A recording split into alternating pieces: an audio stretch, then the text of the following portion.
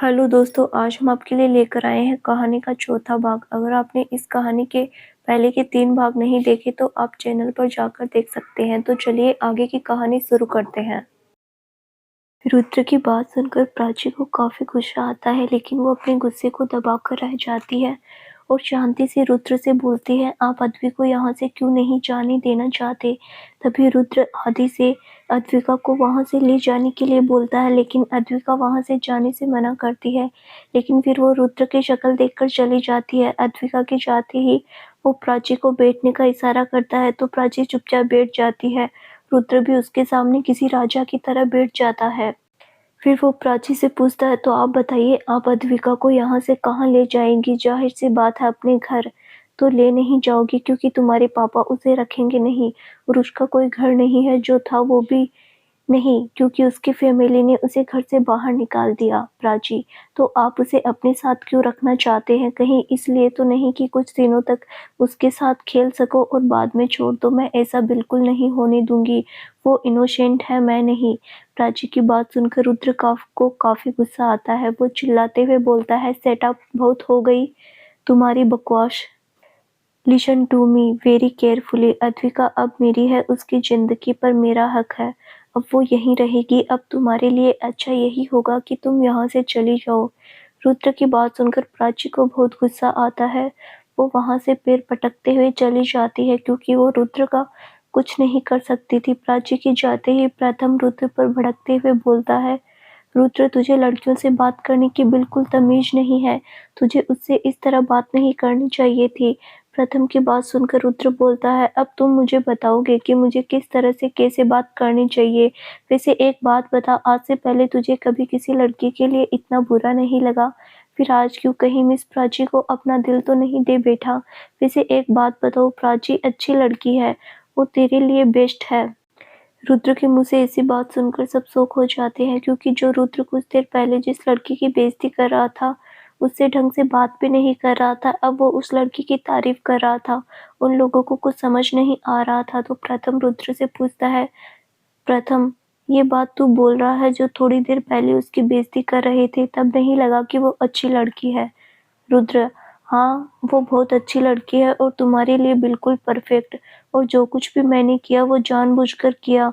अगर मैं उससे ऐसे बात नहीं करता तो वो अद्विका को यहाँ से ले जाती, जो मैं बिल्कुल नहीं चाहता। नहीं, अगर मैं उसे ऐसा बोलता तो वो मेरी किसी भी बात पर बिलीव नहीं करती और उसे ले जाती। अद्विका भी यहाँ नहीं रखती, क्योंकि उसे लगता मैं राक्षस हूँ और कोई राक्षस के पास क्यों रुकना चाहेगा। वैसे ये सब छोड़ो, आज एक मीटिंग है ना, तो उसे आज सार्थक और आदि अटेंड करेंगे। तुम और अभी पता लगाओ कि उस रात क्लब में क्या हुआ था। मैं यहाँ अद्विका के साथ रुकूंगा। उसे इस वक्त समझाने की जरूरत है। रुद्र की बात सुनकर वो लोग वहां से चले जाते हैं। उन लोगों के जाते ही रुद्र अद्विका के पास जाता है। जैसे ही वो रूम में अंदर जाने के लिए दरवाजा खोलता है, तो वो दरवाजा खुलता नहीं, क्योंकि अद्विका ने उसे अंदर से लॉक किया था। तो रुद्र दरवाजा को नॉक करता है, लेकिन अद्विका दरवाजा नहीं खोलती। तो रुद्र अद्विका को आवाज देते हुए बोलता है, अद्विका, दरवाजा खोलो नहीं तो मैं तोड़ दूंगा। लेकिन अंदर से कोई रिस्पॉन्स नहीं मिलता। तो वो चिल्लाते हुए बोलता है, अद्विका, मैं आखिरी बार बोल रहा हूँ, दरवाजा खोल दो वरना मैं दरवाजा तोड़ दूंगा। तो अद्विका दरवाजा खोल देती है। जैसे ही रुद्र अंदर आता है तो देखता है अद्विका की आंखें रोने की वजह से लाल थी और चेहरा मुरझाया हुआ। अद्विका की हालत देखकर रुद्र को अच्छा नहीं लगता। वो अद्विका के पास आते हुए बोलता है, क्या हुआ अद्विका, तुम ठीक तो हो। रुद्र को करीब आते देखकर अद्विका उससे दूर जा रही थी। अद्विका को दूर जाते देखकर रुद्र पूछता है, क्या हुआ अद्विका, तुम ठीक तो हो। तो अद्विका रुद्र से बोलती है, दूर रहिए मुझसे, आप बहुत बुरे हो। आपने प्राची से अच्छे से बात नहीं की, मुझे भी यहाँ कैद करके रखा है। प्लीज मुझे यहाँ से जाने दीजिए, मुझे नहीं रहना, मुझे जाना है। रुद्र, तुम्हें क्यों नहीं रहना यहाँ, तुम यहाँ से क्यों जाना चाहती हो अद्विका। क्योंकि मुझे आपसे डर लगता है। आपने मुझे यहाँ कैद करके रखा है ना, और आप ही ने मुझे कहीं बाहर जाने देते हैं, ना ही मुझे कॉलेज जाने देते हैं। बस इसी घर में कैद करके रखा है, मुझे नहीं रहना यहाँ। प्लीज मुझे यहाँ से जाने दीजिए। रुद्र, पहले तुम रोना बंद करो और चुपचाप मेरी बात सुनो। तो तुम यहाँ से जाना चाहती हो, अद्विका अपना सिर हाँ में हिला देती है। रुद्र ओके, मैं तुम्हें यहाँ से जाने दूंगा। ये सुनकर अद्विका बहुत खुश हो जाती है। तभी रुद्र बोलता है, लेकिन मेरी एक शर्त है, अगर तुम मेरी शर्त मानोगे तब तुम यहाँ से जा सकती हो। अगर मंजूर है तो ठीक है, अगर नहीं मानोगी तो हमेशा के लिए यहीं रहना पड़ेगा। बोलो अद्विका। तो अद्विका बोलती है, क्या शर्त माननी पड़ेगी, और क्या मैं आपकी शर्त मानूंगी तो आप मुझे यहाँ से जाने देंगे? रुद्र बिल्कुल जाने दूंगा, लेकिन तुम्हें मैं जो कहूँगा वो अच्छे से करना पड़ेगा, और 6 महीने तक यहीं रहना पड़ेगा, वो भी अच्छे से। अद्विका ओके, आप जैसा बोलेंगे मैं वैसा ही करूँगी, लेकिन 6 महीने बाद आप मुझे यहाँ से जाने देंगे? रुद्र हाँ बिल्कुल, मैं तुम्हें यहाँ से जाने दूँगा, लेकिन अभी नहीं। ये सुनकर अद्विका बहुत खुश हो जाती है और एकदम से जाकर रुद्र के गले लग जाती है। अद्विका के ऐसे गले लगने से रुद्र की धड़कनें एकदम से तेज हो जाती है। तभी अद्विका को याद आ जाता है और वो रुद्र से अलग हो जाती है और बोलती है, मुझे आपसे एक और चीज़ पूछनी थी, क्या आप मुझे फिर से कॉलेज जाने देंगे? प्लीज़ मना मत करना, मुझे पढ़ना है। रुद्र ओके, तुम्हें पढ़ना है तो तुम ज़रूर पढ़ोगी, मैं तुम्हें पढ़ाऊँगा। अद्विका को तो यकीन ही नहीं हो रहा था कि रुद्र उसकी बात मान जाएगा, तो वो काफ़ी खुश थी, लेकिन उसे नहीं पता था कि रुद्र ऐसा कुछ करेगा जिसकी उसने उम्मीद नहीं की होगी। रुद्र अच्छा, अब जल्दी से डाइनिंग टेबल पर आ जाओ लंच करने के लिए। तुमने सुबह से ठीक से ब्रेकफास्ट भी नहीं किया था, तो अब चुपचाप लंच के लिए आ जाना। तो अद्विका हाँ में अपना सिर हिला देती है और रुद्र वहाँ से चला जाता है। अद्विका भी खुशी-खुशी अपनी हालत ठीक करके डाइनिंग टेबल पर पहुंच जाती है। अद्विका खुशी-खुशी रुद्र की हर बात मान रही थी। लंच के बाद रुद्र अद्विका को आराम करने के लिए बोलता है और खुद ऑफिस के लिए निकल जाता है। ऑफिस में प्रथम और अभिक अपना काम कर रहे थे। सार्थक और आदि अभी मीटिंग में नहीं आए थे। रुद्र जब अपने केबिन में जाता है तो देखता है प्रथम और अभिक वहीं थे। वो लोग कुछ काम कर रहे थे। जब उन लोगों ने रुद्र को वहां देखा तो प्रथम उससे पूछता है, तू यहाँ क्या कर रहा है? तू तो अद्विका के पास रुकने वाला था, तो फिर यहाँ कैसे? तो रुद्र बोलता है, हाँ मैं रुकने वाला था क्योंकि शायद वो अपसेट हो गई, लेकिन ऐसा कुछ नहीं था, तो मैं ऑफिस आ गया। तभी प्रथम रुद्र से बोलता है, रुद्र हमने पता कर लिया है कि उस दिन अद्विका क्लब में क्या कर रही थी और उसके साथ कौन था और वहाँ क्या क्या हुआ था, सब कुछ पता कर लिया है। अद्विका वहाँ अपनी सौतेली बहन के साथ गई थी। उसने ही अद्विका की ड्रिंक में कुछ मिलाया था उस रोगी के साथ मिलकर, ताकि वो अद्विका को अपने साथ ले जा सके। प्रथम की बात सुनकर रुद्र को बहुत गुस्सा आता है। वो प्रथम से बोलता है, उस रोगी की सारी डिटेल निकलवाओ, उसको तो मैं ऐसा सबक सिखाऊंगा कि आगे से किसी लड़की की तरफ आंख उठाकर भी नहीं देखेगा। प्रथम, शाम तक तुझे उसकी सारी इन्फॉर्मेशन मिल जाएगी। फिर वो लोग अपने काम में बिजी हो जाते हैं। तभी आदि रुद्र के केबिन में आते ही एकदम से बोलता है, बचना ए हसीनो, लो मैं आ गया। आदि ने रुद्र को नहीं देखा था। जैसे ही उसकी नजर रुद्र पर जाती है, उसकी शक्ल देखने लायक थी। तभी रुद्र आदि से बोलता है, लगता है तुम्हारा इलाज करवाना ही पड़ेगा, दिन ब दिन तुम्हारा पागलपन बढ़ता ही जा रहा है। आदि भाई, आप यहाँ भाभी को अकेला छोड़कर आ गए। रुद्र, क्यों नहीं आना चाहिए था, ताकि तुम थोड़ा और पागलपन कर सको ना। आदि नहीं भाई, ऐसी बात नहीं है, मैं तो बस ऐसे ही। रुद्र ये बताओ मीटिंग कैसी गई, प्रोजेक्ट का क्या हुआ? सार्थक, होना क्या है, वही जो हमेशा होता है, प्रोजेक्ट हमारा हुआ और क्या। रुद्र गुड, तो इस खुशी में एक पार्टी रखो, कल शाम की सबको पता चलना चाहिए कि ओबरॉय फिर से एक बड़ा प्रोजेक्ट शुरू करने जा रहे हैं, तो सबको पता होना चाहिए। और फिर सब लोग अपना काम करके घर के लिए निकल जाते हैं। वो लोग घर पहुंचते हैं तो देखते हैं अद्विका हॉल में ही बैठी हुई कुछ पेंटिंग बना रही थी। तभी आदि अद्विका के पास जाकर बोलता है, हेलो ब्यूटी, आप क्या कर रही हो? तभी आदि की नज़र अद्विका की पेंटिंग पर जाती है। उसके मुंह से सिर्फ एक शब्द निकलता है, वाओ कितनी खूबसूरत है, ये आपने बनाई है? अद्विका, हाँ ये मैंने ही बनाई है। आदि, वाओ काफ़ी खूबसूरत है, क्या आप मेरी भी पेंटिंग बना सकती हो जिसे मैं अपने रूम में लगा सकूं? आदि, थैंक यू सो मच। तो मैं अभी चेंज करके आता हूँ। अद्विका, अभी नहीं, मैं कल तुम्हारी पेंटिंग बना दूंगी। अभी मैं थक गई हूँ, तो अगर अभी बनाऊंगी तो वो बिल्कुल अच्छी नहीं बनेगी, इसीलिए कल बनाती हूँ। आदि ओके। तभी रुद्र बोलता है, अद्विका अगर तुम्हारा हो गया हो तो जाकर चेंज कर लो, फिर नीचे आ जाओ, तुम्हें कुछ बताना है। रुद्र की बात मानकर अद्विका चुपचाप बिना कोई बहस किए वहाँ से चली जाती है। ये देखकर सब लोगों को अचंभा लगता है कि अद्विका बिना किसी बहस के वहाँ से चली गई। वो लोग वहाँ से फ्रेश होने चले जाते हैं। कुछ देर बाद सब लोग हॉल में थे। अद्विका रुद्र के सामने बैठी हुई थी। तभी रुद्र अद्विका से बोलता है, अद्विका कल से तुम सुबह 5 बजे उठोगी और अभी के साथ एक्सरसाइज करोगी। रुद्र की बात पर आदि बीच में बोलता है, भाई इसकी क्या जरूरत है? आप उन्हें किस बात की पनिशमेंट दे रहे हैं? रुद्र, कल से तुम भी सुबह जल्दी उठोगे और अद्विका के साथ तुम भी एक्सरसाइज करोगे। और अगर कोई आना खाने की तो सुबह 5 बजे की जगह 4 बजे उठना पड़ेगा। तो बेहतर यही होगा कि चुपचाप जैसा बोल रहा हूँ वैसा करो। और हाँ, आज से घर में बाहर से कुछ नहीं आएगा। खाने का जो बनेगा वही खाना पड़ेगा तुम दोनों को, समझे? अब दोनों के पास हाँ करने के अलावा कोई रास्ता नहीं था। अद्विका को शर्त के हिसाब से रुद्र की बात माननी थी और रुद्र को इस वजह से कि अगर वो मना करता तो पता नहीं रुद्र और क्या पनिशमेंट बढ़ा दे। कुछ देर में सब लोग खाने की टेबल पर बैठे हुए थे। सबको खाना सर्व किया जा चुका था। सब अपना अपना खाना खा रहे थे, सिवाय आदि और अद्विका को छोड़कर। वो दोनों अपनी प्लेट को ऐसे घूर रहे थे जैसे खाना उन्हें खाने वाला हो। तभी रुद्र की आवाज उनके कानों में जाती है, अगर खाने को घूर लिया हो तो अब खा भी लो। घूरने से खाना चेंज नहीं हो जाएगा। आज से तुम दोनों को यही खाना पड़ेगा, समझे?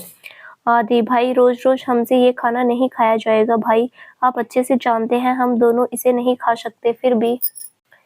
आदि, भाई आप ये क्या बोल रहे हैं? एक टाइम पर बस ऐसे तो हम भूखे ही मर जाएंगे। कुछ देर बाद सब अपना अपना डिनर करके अपने अपने रूम में चले जाते हैं। बस आद्विका और आदि को छोड़कर। सबके जाने के बाद आद्विका आदि से बोलती है, क्या जरूरत थी बीच में बोलने की? एक दिन अच्छा खाना नसीब हो रहा था, लेकिन तुम्हारी वजह से वो एक दिन में एक टाइम का हो गया। अब पता नहीं मैं ये खाना कैसे खाऊंगी? आदि, मुझे क्या पता था भाई ऐसा कुछ बोलेंगे। मैं तो बस इसीलिए बोल रहा था कि शायद वो 3-4 दिन का बोल देंगे, लेकिन उन्होंने तो एक टाइम का कर दिया। मैंने तो हम दोनों की भलाई के लिए ही बोला था, लेकिन सब गड़बड़ हो गया। अद्विका, कोई बात नहीं, अब जो हो गया सो हो गया। तुम जाओ, सो जाओ, मैं भी सोने जा रही हूँ। तभी आदि अद्विका को रोकते हुए बोलता है, वैसे ये बताओ, आप भी कुछ बोल सकती थी ना? फिर आपने क्यों नहीं भाई से कुछ बोला? आपने तो चुपचाप उनकी बात मान ली। वैसे तो आप कभी उनकी बात नहीं मानती। अद्विका, हाँ, इस बार मैंने उनकी बात मान ली क्योंकि उन्होंने भी मेरी बात मानी थी, इसीलिए तो मैं भी उनकी बात मान ली। आदि, भाई ने आपकी ऐसी कौन सी बात मान ली जो आप चुपचाप उनकी सारी बातें मान रही हैं?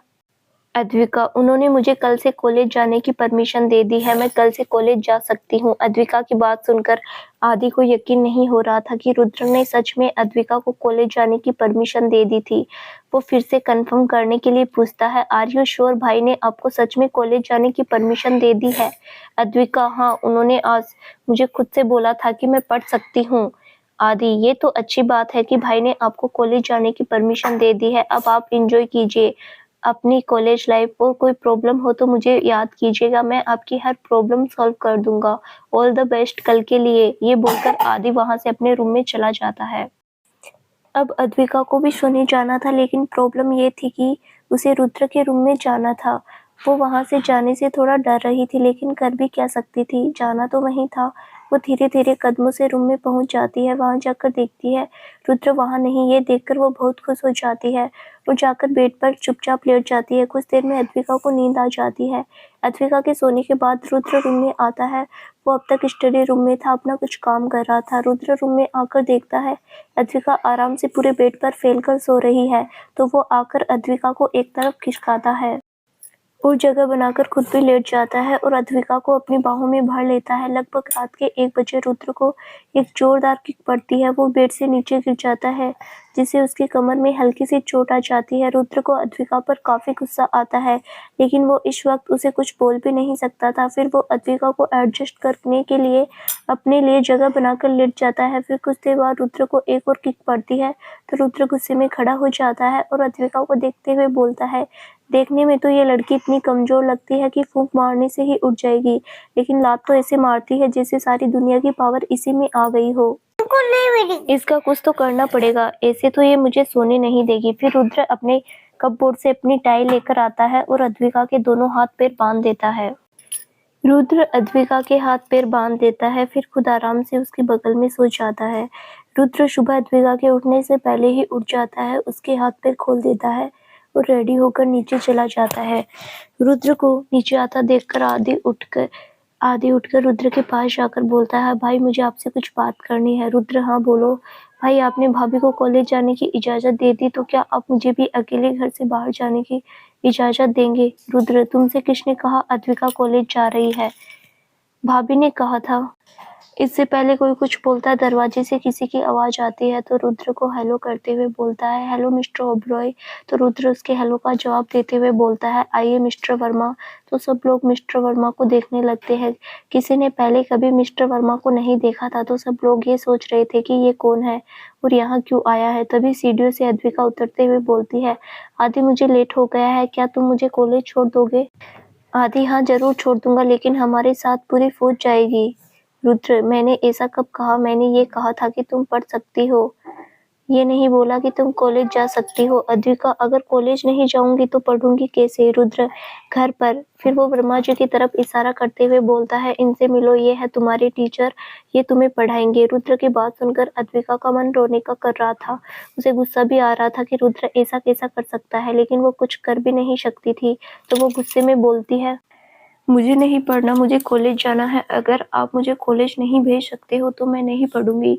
ये बोलकर वो वहाँ से अपने रूम में चली जाती है। अद्विका के वहाँ से जाने के बाद वर्मा जी बोलते हैं, मिस्टर ओबरॉय क्या वो पढ़ेगी? रुद्र, हाँ जरूर, आप कल आइए। रुद्र की बात सुनकर वर्मा जी वहाँ से चले जाते हैं। वर्मा जी के जाने के बाद प्रथम रुद्र से बोलता है, अगर वो कॉलेज जाना चाहती है तो उसे जाने देना यार, क्यों उसे ऐसे घर में कैद करके रखो?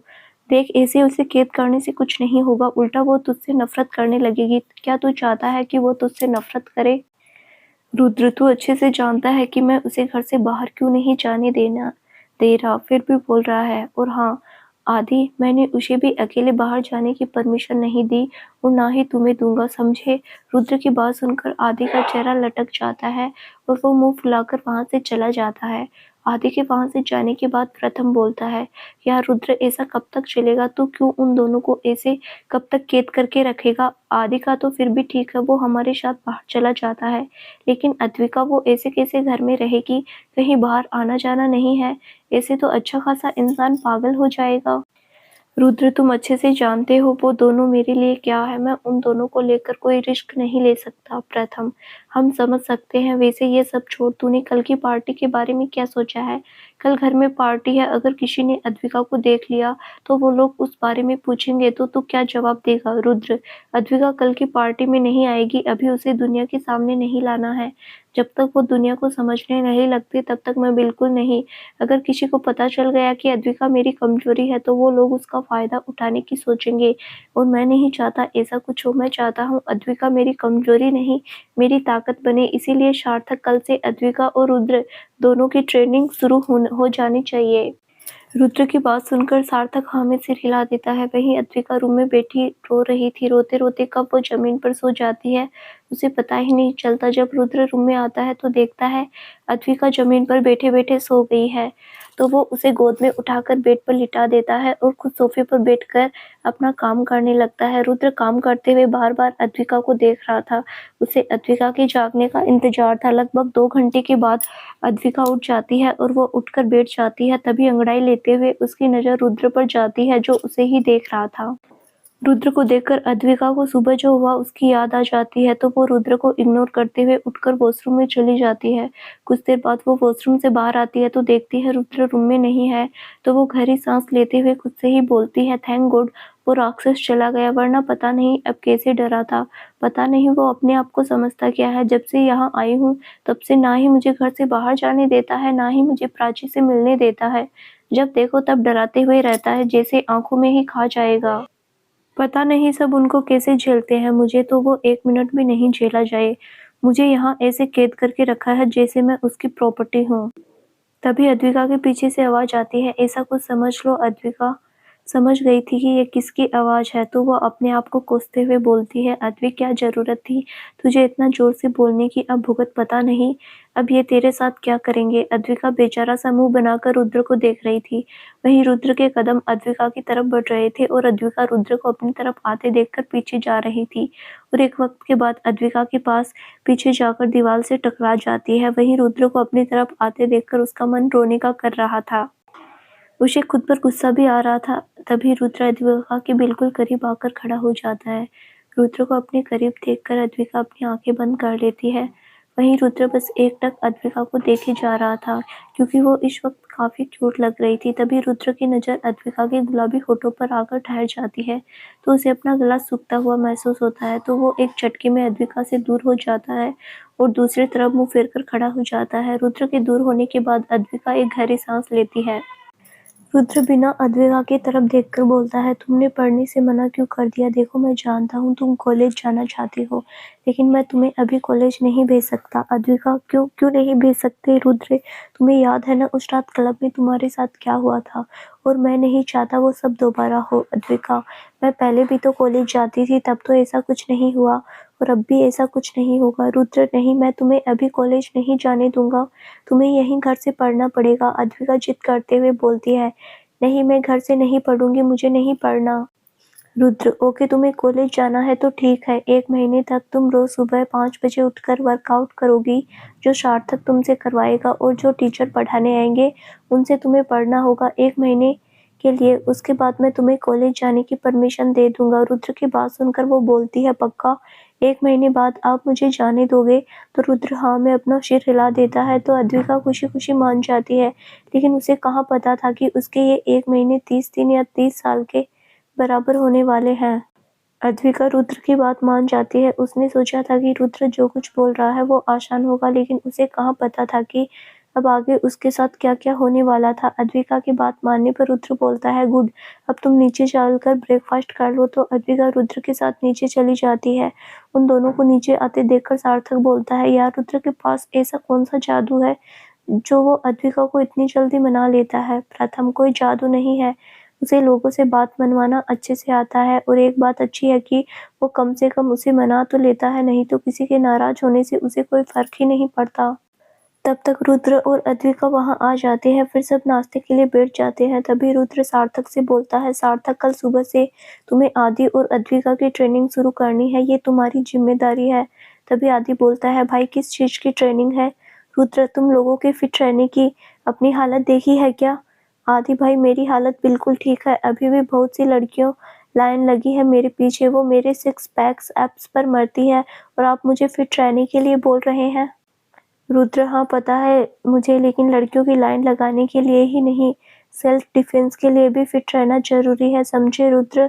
अच्छा ठीक है, अभी पता चल जाएगा। चलो तुम्हें एक अटैक से ही बचकर दिखा दो तो मैं तुम्हारी ट्रेनिंग नहीं करवाऊंगा। आदि कॉन्फिडेंस से, इसमें कौन सी बड़ी बात है, एक क्या, मैं तो सारे अटैक से बचकर दिखा दूंगा। रुद्र, गुड, चलो फिर देख ही लेते हैं। और फिर रुद्र आदि को लेकर हॉल में चला जाता है। उन लोगों के पीछे सब लोग भी उनके पीछे आ जाते हैं। रुद्र आदि से बोलता है, चलो तुम मुझ पर अटैक करो। आदि, भाई आप भी कीजिए, मैं बचकर दिखाऊंगा नहीं बल्कि बता भी दूंगा कि मेरी फाइटिंग कैसी है। रुद्र, ओके। फिर रुद्र के एक ही बार में आदि जमीन पर था। रुद्र, हो गया पूर्व, अब कल से तुम ट्रेनिंग लोगे। आदि, भाई लेकिन आपने जब अटैक किया तब मैं तैयार नहीं था, एक बार फिर से करते हैं। और फिर इस बार भी रुद्र जमीन पर धूल चढ़ रहा था। अब मुझे कुछ नहीं सुनना, कल तुम रेडी रहना। इतना बोलकर रुद्र वहां से चला जाता है। रुद्र के जाते ही अभी जाकर आदि को उठाते हुए बोलता है, क्या जरूरत थी फालतू में सुबह सुबह पड़ गई ना? क्या मिला तुझे? आदि, मुझे लगा था कि शायद मैं सुबह सुबह जल्दी जगने वाली पनिशमेंट से बच जाऊंगा, लेकिन यहाँ तो आज से ही पनिशमेंट मिलना शुरू हो गया। प्रथम, ये पनिशमेंट तूने खुद ली है, मुझे क्या पता था ऐसा कुछ होगा। कोई बात नहीं, अब चल नाश्ता कर ले। और फिर वो लोग नाश्ते के लिए चले जाते हैं। अद्विका नाश्ता करने के बाद रूम में चली जाती है। अद्विका की जाने के बाद प्रथम आदि से बोलता है, आदि तुझे पता है ना आज घर में पार्टी है और आज दादाजी भी आने वाले हैं, तो तुम अद्विका को उनके सामने मत आने देना, वरना प्रॉब्लम हो जाएगी। आदि, पार्टी का तो समझ में आता है कि पार्टी में भाभी को किसी के सामने नहीं आने दूंगा, लेकिन दादाजी के सामने क्यों नहीं आने देना है? प्रथम, तुम्हें पता है ना, अगर दादाजी ने अद्विका को देख लिया तो वो रुद्र से 100 सवाल करेंगे कि अद्विका कौन है और हमारे घर में क्या कर रही है। आदि, दादाजी कितने दिनों के लिए आ रहे हैं? प्रथम, वो कल वापस लंदन चले जाएंगे, तब तक अद्विका को उनके सामने नहीं आने देना है। आदि, मैं कोशिश करूंगा। प्रथम, चल अब मैं चलता हूँ, मुझे दादाजी को एयरपोर्ट लेने भी जाना है, और वहां से एयरपोर्ट के लिए निकल जाता है। वहीं अद्विका अपने रूम में बैठकर टीवी पर कार्टून देख रही थी। तभी वहां रुद्र आता है। अद्विका को कार्टून देखते हुए देखकर अपने मन में सोचता है, ये अभी भी बच्ची ही है, पता नहीं कब बड़ी होगी। और वो आकर अद्विका के सामने खड़ा होकर बोलता है, ये क्या कर रही हो? रुद्र को ऐसे सामने खड़े होते देखकर अद्विका इरिटेट होते हुए बोलती है, क्या कर रहे हैं आप? हटिए सामने से, मुझे देखने दीजिए। रुद्र, तुम कोई छोटी बच्ची नहीं हो जो कार्टून देख रही हो। टीवी बंद करो, थोड़ा बहुत पढ़ लो। अद्विका, मुझे अभी नहीं पढ़ना, मुझे टीवी देखनी है। रुद्र, तुम सच में अभी भी बच्ची ही हो। अद्विका रुद्र के खुद को बच्ची बुलाने पर चिढ़ जाती है और वह चिढ़ते हुए बोलती है, मैं बच्ची नहीं हूँ, आप मुझे बच्ची बोलना बंद कीजिए, मैं बड़ी हो चुकी हूँ। रुद्र, देखकर तो नहीं लगता अभी भी बच्चों की तरह कार्टून देखती हो। बड़े कार्टून नहीं देखते, समझी? अद्विका, ठीक है, तो मैं भी वही देखूंगी जो सब देखते हैं। रुद्र, गुड। फिर वो एक हॉलीवुड मूवी लगा देता है तो अद्विका उसे देखने लगती है। कुछ देर देखने के बाद उसमें किसिंग सीन आ जाता है, जिसे देखकर अद्विका एकदम से उछल पड़ती है और अपनी आंखों पर हाथ रखकर चिल्लाते हुए बोलती है, छी, मुझे नहीं देखना है, इसे हटाइए। रुद्र, क्या हुआ? हवा निकल गई? और वैसे भी ये इतना भी बुरा नहीं है, हर कपल ये सब करते हैं, हम भी तो एक कपल है ना, तो हम भी तो ये सब कर सकते हैं। अद्विका, मुझे ना ही ये सब देखना है, ना ही ये सब करना है। आपने पहले भी मुझे किस किया था जो मुझे बिल्कुल अच्छा नहीं लगा। रुद्र, क्या मैं जान सकता हूँ कि तुम्हें क्यों अच्छा नहीं लगा?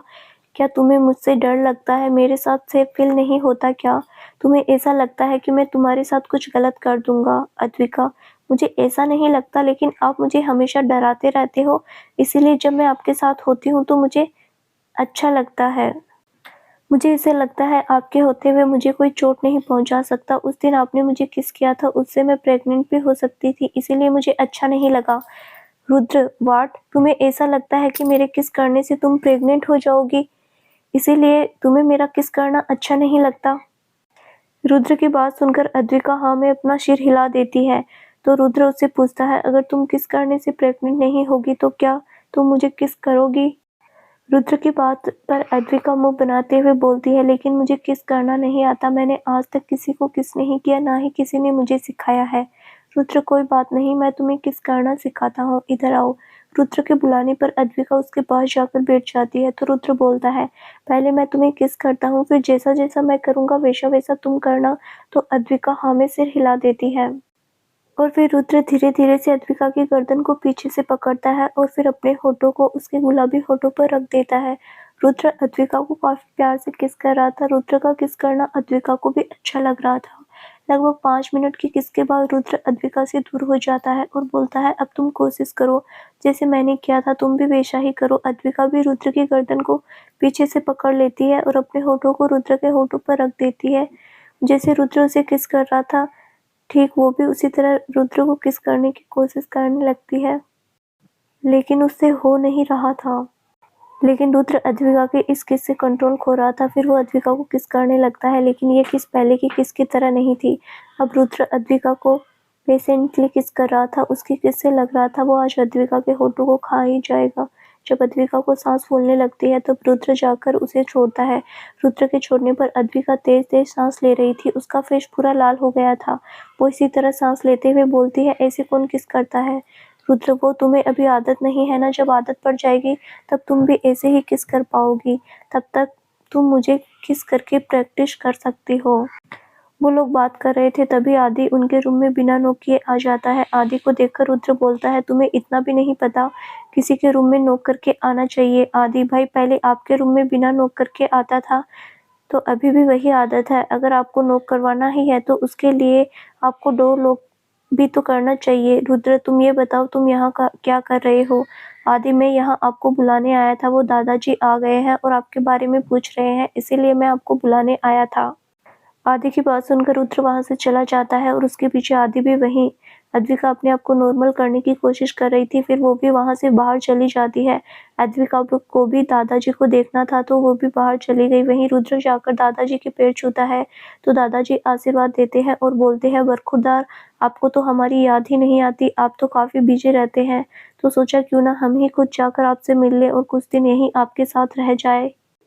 दादाजी के यही रहने की बात पर सब लोग एक दूसरे को देखने लगते हैं, क्योंकि उन्हें लगता था कि दादाजी कल सुबह चले जाएंगे। आदि, दादू, लेकिन आप तो कल जाने वाले थे। दादाजी, आप क्या हमें यहाँ से भगाना चाहते हैं या आपको हमारा यहाँ रुकना अच्छा नहीं लग रहा? आदि, नहीं दादू, मैंने ऐसा कब कहा, मैं तो बस इसीलिए पूछ रहा हूँ कि आपने कहा था कि आप कल वापस जाएंगे। दादाजी हाँ कहा था, लेकिन अब तुम सब लोगों को देख लिया तो जाने का मन नहीं कर रहा, इसीलिए मैं कुछ दिन यहीं रुकूंगा। रुद्र, आप जब तक चाहो यहाँ रह सकते हैं, आपका ही घर है। दादाजी हाँ पता है मुझे, ये मेरा ही घर है, इसीलिए मुझे तुम लोगों से परमिशन लेने की ज़रूरत नहीं है। मैं तो बस आप लोगों को बता रहा था। दादाजी की बात सुनकर सब लोगों की हवा टाइट हो रखी थी। वहीं रुद्र बिल्कुल रिलैक्स था। रुद्र को रिलैक्स देखकर आदि अपने मन में सोचता है, भाई को बिल्कुल भी डर नहीं लग रहा, मैं क्यों डर रहा हूँ फालतू में। तभी अद्विका वहाँ आ जाती है। किसी ने अद्विका पर ध्यान नहीं दिया था। तभी दादाजी की नज़र अद्विका पर जाती है तो वो सबसे अद्विका की तरफ इशारा करके पूछते हैं, वो लड़की कौन है। दादाजी के पूछने पर सब लोग उस तरफ देखते हैं तो वहाँ अद्विका खड़ी थी। अद्विका को वहाँ देखकर आदि खुद से बोलता है, मर गए, अब पता नहीं दादू क्या करेंगे। अद्विका जी दादाजी के पास आ जाती है और उन्हें नमस्ते बोलती है तो दादाजी अद्विका के सिर पर प्यार से हाथ फेरते हैं और पूछते हैं, तुम्हारा नाम क्या है। तो अद्विका भी मुस्कुराते हुए बोलती है, मेरा नाम अद्विका है और प्यार से मुझे अद्वि बुलाते हैं। दादाजी बहुत प्यारा नाम है तुम्हारा, तुम भी बहुत प्यारी हो अद्विका, और आप भी बहुत हैंडसम हो। अद्विका की बात पर दादाजी हंसते हुए बोलते हैं, तुम मुझे मक्खन लगा रही हो। अद्विका मैं आपको कोई मक्खन नहीं लगा रही, मैं सच बोल रही हूँ। दादाजी अच्छा, तो आप सच बोल रही हैं। दादाजी और अद्विका दोनों बात कर रहे थे। उन्हें ऐसे बात करते देख प्रथम रुद्र से बोलता है, इन्हें देखकर ऐसा लगता है जैसे ये तेरे दादाजी नहीं अद्विका के दादाजी है। तभी आदि बोलता है, सच बताऊं तो मुझे अभी भाभी से जलन हो रही है, क्योंकि दादू उनसे ऐसे बात कर रहे हैं जैसे वो उनकी खोई हुई पोती है, और मुझसे ऐसे बात करते हैं जैसे मैं उनकी दुश्मन का पोता हूँ। प्रथम तू कुछ भी बकवास करता है, ये तू भी जानता है दादाजी तुझसे बहुत प्यार करते हैं, फिर भी जब देखो तब रोता रहता है। और अच्छा, दादाजी को अद्विका पसंद आ गई तो रुद्र की शादी में कोई प्रॉब्लम नहीं होगी। तभी अद्विका बोलती है, दादाजी मैं अभी आती हूँ, मुझे कुछ काम याद आ गया। ये बोलकर वो वहाँ से चली जाती है। अद्विका के जाने के बाद दादाजी सबसे पूछते हैं, वैसे ये लड़की है कौन और हमारे घर क्या कर रही है। रुद्र, वो मेरी गर्लफ्रेंड है। रुद्र के ऐसा बोलने पर सब शौक होकर रुद्र को देख रहे थे और सोच रहे थे पता नहीं अब क्या होगा। दादाजी तुम्हारी कोई गर्लफ्रेंड भी है, तुमने कभी बताया नहीं। हम तो तुम्हारी शादी जायसवाल की बेटी से करवाना चाहते थे और हमने उनसे बोल भी दिया था। अगर तुम ये बात पहले बता देते कि तुम्हारी कोई गर्लफ्रेंड भी है तो हम उनसे नहीं बोलते। रुद्र, आप उनको मना कर दीजिए, वैसे भी मुझे वो लड़की बिल्कुल भी पसंद नहीं है। दादाजी हम उन्हें मना नहीं कर सकते, हमने ज़बान दी है, हम पीछे नहीं हट सकते। हम तुम्हारी खुशियों को भी तुमसे दूर नहीं कर सकते, तो हमें कुछ सोचना पड़ेगा। आदि दादू इसमें सोचना क्या है, आप उनसे सीधे-सीधे बोल दीजिए कि भाई ने आपको बिना बताए शादी कर ली। बस अब वो किसी शादीशुदा लड़के से तो अपनी बेटी की शादी नहीं करवाएंगे। इससे वो आपको कुछ बोलेंगे भी नहीं और भाई को भी इस मेकअप की दुकान से शादी नहीं करनी पड़ेगी। आदि की बात सुनकर दादाजी बोलते हैं, क्या बात है, ये बात तो मैंने सोची ही नहीं, कभी कभी खोटा सिक्का भी काम आ जाता है। आदि, क्या दादू आपको मैं खोटा सिक्का नजर आता हूँ। दादाजी, अरे नहीं मेरे शेर, हम तो मजाक कर रहे थे, इन सब लोगों ने, एक तुम ही तो समझदार हो, बाकी सब तो बेवकूफ़ है। दादाजी वैसे आदि बोल सही रहा है, हम ऐसा कर सकते हैं, लेकिन मैं झूठ नहीं बोल सकता। आदि, दादू लेकिन उन्हें बताएगा कौन। दादाजी, बताऊंगा तो मैं ही, लेकिन झूठ नहीं बोलूंगा, सच बोलूंगा। आदि, लेकिन आप सच कैसे बोलेंगे, भाई की अभी तक शादी नहीं हुई है तो आपको झूठ ही बोलना पड़ेगा। लेकिन आप सच कैसे बोलेंगे, भाई की अभी तक शादी नहीं हुई है तो आपको झूठ ही बोलना पड़ेगा। दादाजी, नहीं मुझे झूठ नहीं बोलना पड़ेगा, अगर रुद्र शादी कर लेता है तो। दादाजी की बात सुनकर सब शौक थे। तभी प्रथम बोलता है, दादाजी शादी, वो भी इतनी जल्दी, और इतनी जल्दी रुद्र शादी कैसे करेगा और किससे करेगा। दादाजी, किससे करेगा, क्या क्या मतलब है तुम्हारा, इसकी वो गर्लफ्रेंड है ना, उससे और किससे करेगा ये शादी। और हाँ, वो इस घर में बिना शादी के रह रही है, जिसे मैं मंजूरी नहीं देता। अगर रुद्र तुम उसे इस घर में रखना चाहते हो तो तुम्हें उससे शादी करनी पड़ेगी। अगर तुम शादी नहीं करोगे तो तुम्हारी गर्लफ्रेंड भी इस घर से तुम्हारे साथ बिना शादी के नहीं रह सकती। प्रथम, लेकिन दादाजी अद्विका अभी शादी के लिए तैयार नहीं है, वो अभी शादी नहीं करना चाहती। दादाजी, क्यों, वो अभी शादी क्यों नहीं करना चाहती, मैं उससे बात करूंगा। अगर वो शादी नहीं करेगी तो वो इस घर में भी नहीं रह सकती। रुद्र, इसकी कोई ज़रूरत नहीं है, मैं उसे मना लूंगा, आप चिंता मत कीजिए, वो मान जाएगी। दादाजी, ठीक है, तुम्हारे पास कल तक का टाइम है, क्योंकि कल ही तुम्हारी और अद्विका की शादी होगी। आदि, दादू इतनी जल्दी हम शादी की तैयारी कैसे करेंगे, शादी में कितनी सारी रस्में होती है और गेस्ट को इनवाइट भी करना होता है, ये सब हम एक दिन में कैसे करेंगे। रुद्र, इसकी कोई ज़रूरत नहीं है, शादी सीक्रेटली होगी, तो ना ही हम किसी को इनवाइट करेंगे, ना ही कोई और फंक्शंस होंगे, बस शादी। आदि भाई लेकिन क्यों? हम किसी को इनवाइट क्यों नहीं कर सकते रुद्र? क्योंकि मैं नहीं चाहता हमारी शादी के बारे में किसी को पता चले। तुम्हें पता है ना हमारे दुश्मन मेरी कमजोरी की तलाश में रहते हैं और मैं नहीं चाहता कि अद्विका को वो मेरी कमजोरी की तरह इस्तेमाल करे। जब टाइम आएगा तब मैं दुनिया को हमारी शादी के बारे में बता दूंगा, लेकिन अभी नहीं। दादाजी ठीक है, लेकिन तुम्हें कल ही शादी करनी है, ये बात मत भूलना। रुद्र ठीक है, मैं कल ही शादी करूंगा। दादाजी ठीक है, अब सब लोग जाकर शाम की पार्टी की तैयारी करो। और हाँ रुद्र, तुम अपनी गर्लफ्रेंड से भी बोल देना वो भी पार्टी के लिए तैयार हो जाए। रुद्र नहीं, वो इस पार्टी में नहीं आएगी। दादाजी क्यों? वो क्यों नहीं आएगी इस पार्टी में? रुद्र क्योंकि मैं नहीं चाहता अद्विका किसी के सामने आए, इससे उसकी जान को खतरा हो सकता है। दादाजी ऐसा कुछ नहीं होगा, तुम उसे ऐसे कैद करके नहीं रख सकते, वो इस पार्टी में जरूर आएगी, ये हमारा आखिरी फैसला है। ये बोलकर दादाजी वहां से चले जाते हैं। दादाजी के जाने के बाद प्रथम बोलता है, अब तो तुझे अद्विका को पार्टी में लाना ही पड़ेगा, क्योंकि ये दादाजी का फैसला है। वैसे मैं उनके फैसले से सहमत हूँ, लेकिन पहले वाले फैसले से नहीं। यार तू उनकी बात कैसे मान सकता है? तू अद्विका से कल शादी कैसे कर सकता है? वो तुझसे शादी करने के लिए क्यों मानेगी रुद्र? क्योंकि यही एक तरीका है उसे अपने पास रखने का, और वो जरूर मानेगी। सब लोग वहां से चले जाते हैं। वहीं दादाजी अद्विका के पास थे, वो एक दूसरे से बात कर रहे थे। तभी दादाजी अद्विका से बोलते हैं, बेटा आज की पार्टी की तैयारी कर ली? अद्विका आज पार्टी है, लेकिन मुझे तो पता ही नहीं था। दादाजी तो तुम्हें रुद्र ने बताया नहीं? मैं उसकी अच्छे से खबर लूंगा। वैसे तुम आज की पार्टी के लिए रेडी रहना। अद्विका ठीक है, लेकिन मेरे पास पार्टी में पहनने के लिए कपड़े नहीं है। दादाजी कोई बात नहीं, मैं अभी रुद्र को बोलता हूँ, वो तुम्हें कपड़े दिलवाएगा। तभी रुद्र भी वहां आ जाता है। रुद्र को देखकर दादाजी बोलते हैं, रुद्र अच्छा हुआ तुम आ गए, मुझे तुमसे कुछ बात करनी थी। तुम अभी अद्विका को लेकर शॉपिंग के लिए जाओगे, उसे एक अच्छी सी ड्रेस दिलवाओगे आज की पार्टी के लिए? रुद्र तो इसमें बाहर जाने की क्या जरूरत है, कपड़े घर पर भी आ सकते हैं। रुद्र की बात सुनकर अद्विका मुंह बनाते हुए बोलती है, अगर आप अपनी पसंद से कपड़े लेकर आए, वो मुझे पसंद नहीं आए, तो इससे अच्छा है कि मैं आपके साथ ही शॉपिंग के लिए चलती हूँ, तो मैं अपनी पसंद के कपड़े ले आऊंगी। अद्विका बाहर जाने के लिए बहाने बना रही थी, जो रुद्र अच्छे से समझ रहा था। तो रुद्र बोलता है, ना ही मैं कहीं जा रहा हूँ, ना ही तुम कहीं जा रही हो, कपड़े यहीं आ जाएंगे, तुम खुद पसंद कर लेना। ये बोलकर रुद्र वहां से चला जाता है। रुद्र के जाने के बाद अद्विका दादाजी से बोलती है, दादाजी अगर मुझे कपड़े पसंद नहीं आए तो? दादाजी क्यों नहीं आएंगे? आखिर इंडिया के बेस्ट डिजाइनर की ड्रेस किसे पसंद नहीं आती? तुम्हें भी जरूर आ जाएंगे। अब तुम थोड़ी देर रेस्ट कर लो, तब तक रुद्र डिजाइनर को यहीं बुलाता है। तो दोस्तों आगे क्या होगा जानने के लिए इस कहानी का अगला भाग जरूर देखें, जो बहुत जल्द ही इस चैनल पर प्रसारित किया जाएगा। धन्यवाद।